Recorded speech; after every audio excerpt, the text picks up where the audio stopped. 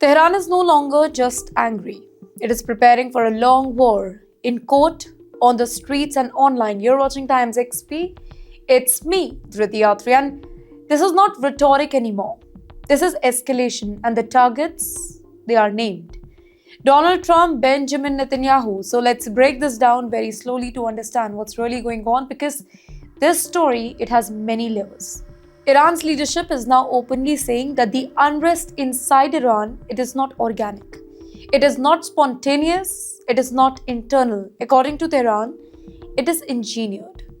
First, the legal war here. Iran's judiciary has announced something unprecedented here. Teams have been deployed across the country, and you know what their job is? Their job is to collect evidence, document incidents, and record testimonies. Why? Because Iran says that it is preparing to sue United States and Israel in international court. The charge: crimes committed during the recent 12-day conflict and during the unrest that followed. Well, this is Iran signaling one thing very, very clearly here. The fight is going global. But that's only the first one. Now comes the digital battlefield here. Iran says that it has shut down over 40,000 Starlink terminals. Yes, 40,000. It includes satellite internet, outside control, and beyond state firewall. Tehran's claimed these terminals, they were being used to coordinate protests, organize the unrest, and even support what it calls terrorist organization. And once again, the blame is pointed outwards: Washington and Tel Aviv. Now, to Iran, this is not just about free internet. It is about sovereignty. The regime believes Starlink has become a weapon, not of bombs, but of mobilization. Control the internet or lose the cool on the streets. This is the calculation. Now comes the ideological framing here. Senior advisor Ali Akbar Veliati, he steps forward with a much bigger claim here. He says that the unrest in Iran, it is just one piece of regional plot. A plot that stretches far beyond Tehran here, and then he draws the battle lines. Iran, Iraq, Hezbollah, Palestinian armed group, Ansarullah in Yemen.